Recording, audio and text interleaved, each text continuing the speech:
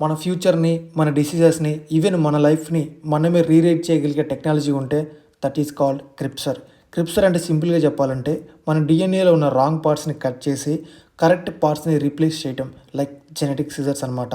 క్రిప్సర్‌తో మనం cancer, blindness, blood disorders మరి ఇంకెన్నో డిసీజెస్‌ని మనం పుట్టక ముందే ఫిక్స్ చేయగలం. ఫ్యూచర్‌లో బేబీస్ అనేవి డిసీజ్ ఫ్రీగా కూడా పుట్టడానికి పాసిబిలిటీ ఉంది.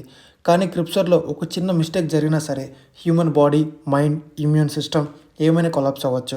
పవర్ ఎక్కువగా ఉండటం వల్ల డేంజర్ కూడా ఎక్కువగానే ఉంటుంది.